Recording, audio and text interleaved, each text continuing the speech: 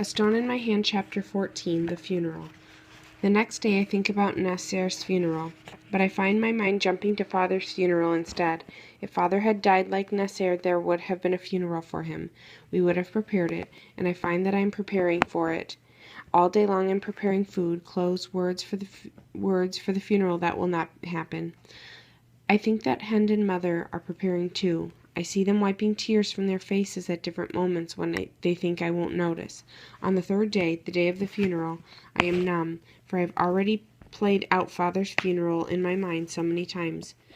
We get ready to go to the family's house. Mother and Hen put on gray jilbabs, and I put on a blue one.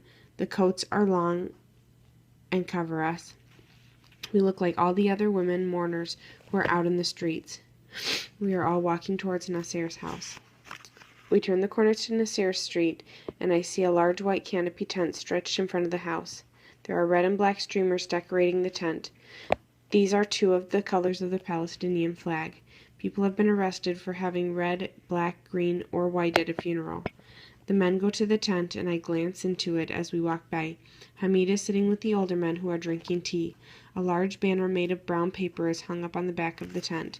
In the center of the banner is Nasser's picture. The numbness leaves, and I tremble. I reach out, and Hen takes my hand. She pulls me into the house where the women are, and my mother talks to Nasser's mother and aunt. Hen speaks to his sisters while I stand quietly beside her. Talking seems too hard. I can't think of words. I see Nasser's face, that mouth, the bold mouth that told stories. Quiet now. We go up to the roof and stand with the other women. They are telling stories about Nasser. Some are chanting and some are ululating. The trilling sound feels deeper than words, and I join in. We do not stay long. As we walk by the canopy, Hamid comes over to Mother. Go without me. I will walk with the men. The soldiers may come to this procession as they have done before, she says. I know, Hamid says. They do not want Nasser to be seen as a martyr for the Palestinian cause. Please do not stay here long, Hamid. If they do not leave for the burial soon, you must come home. I am afraid that something will happen. So am I, Hen says. Hamid just nods and turns away. Is he listening to their fears?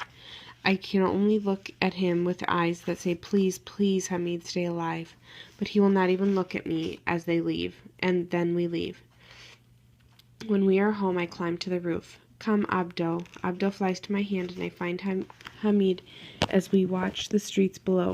Please, please, Hamid. Soon we see the funeral procession. It is on the street that meets with ours. I gasp as I see a young man with his face half covered by a keffiyeh walk in front of the coffin, holding a Palestinian flag. I finally pick Hamid out from the crowd. He is walking behind the coffin. Nasser's brother, Mahmoud, is one of the ones carrying the coffin at the front. Nasser's father is old, but now he looks ancient. He shuffles along as if he is blind. Abdo knows my feelings. The sorrow is pulling at me as I watch Nasser's father. I turn to look the other way, and I see soldiers approaching. They are coming toward the funeral. They yell at the mourners, and I see Mahmoud yell back. The young man with the flag lowers it. I hear shouts from the soldiers again. Mahmoud yells back again, and then I see the soldiers lift their rifles. I look for tear gas canisters, but there are none.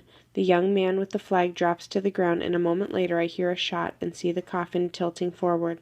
People are running. The darkness from inside pulls me until my sight is blurred.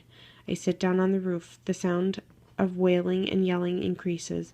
The darkness squeezes tighter, circling, drawing me downward inside, back to the sure silence. But then Abdo startles up, warning me as he flies to the top of the antenna. He looks at me, and I hear one more shot.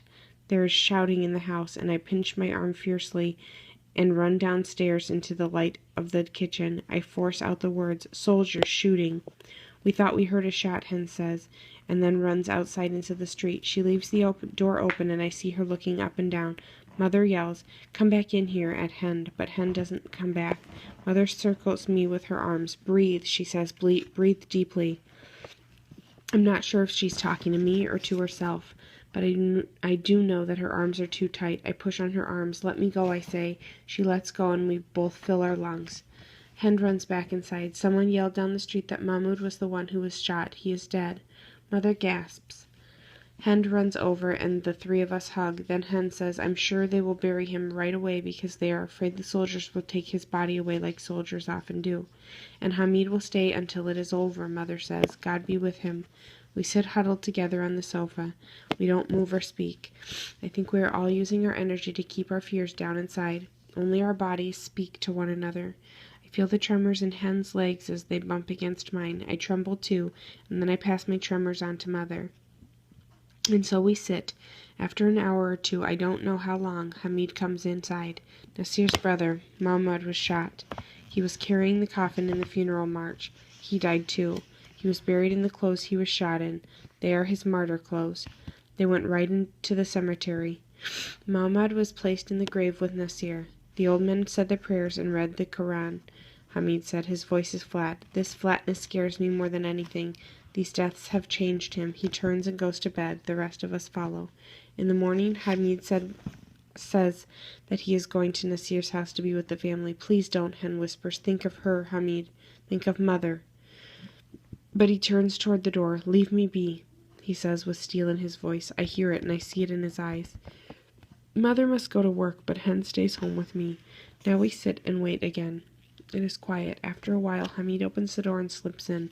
He slumps to the floor and begins to tell us of the morning. On his shirt he has pinned a picture of the dead boy, Mahmoud. He rocks back and forth, chanting like he is reciting poetry. Today we celebrated the life of two martyrs. There were green, red, black, and white streamers draped in the room. The Palestinian flag hung on the wall. Pinned on the front was a poem for the martyrs' sons. A song of the resistance played on the cassette player. Nasir's father read the poem. When he was done, he said that he was no longer afraid, for he was dead inside. I have given my all, he said. There is nothing more anyone can take.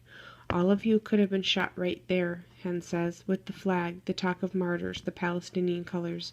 Should I be afraid, Hen? The chanting voice is gone. The steel is back in Hamid's voice. I can't listen to it any more. I hear my brother and sister arguing as I climb to the roof. I want to be with Abdo. Abdo listens and does not argue.